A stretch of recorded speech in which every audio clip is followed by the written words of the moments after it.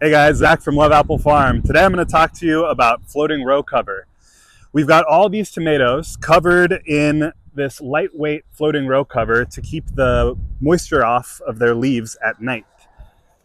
So this is a ½ ounce floating row cover here, which is a lot different than frost blanket, which you might be familiar with already. We like to use floating row cover because it's a lot thinner and it allows 85 to 95% of the light to pass through, and you don't have to take this stuff off in the morning. You can leave it on here 24/7 if you want to, especially if it's an overcast day or if the weather's just not very good.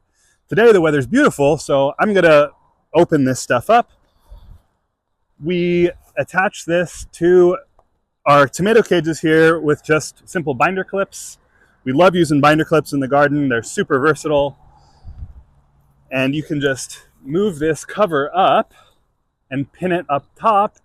And this will allow some more airflow in here. It'll get some more direct sunlight.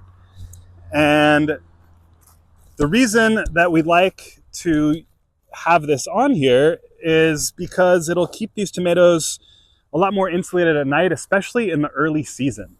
So in Santa Cruz, where we grow our plants, we have a lot of fog and cool nights, especially in the early spring.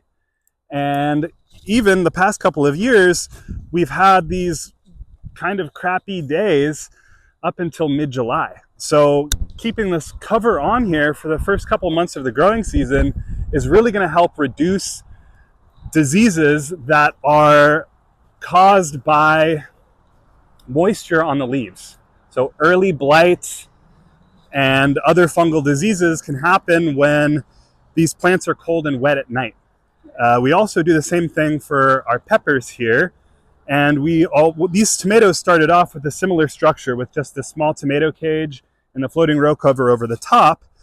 And they just love it under this. It keeps the cold, it keeps them a little more insulated from the cold, and it keeps the fog and dew off of them. So try putting floating row cover on your nightshade family crops this season. I think it'll really improve your harvest, and thanks for tuning in.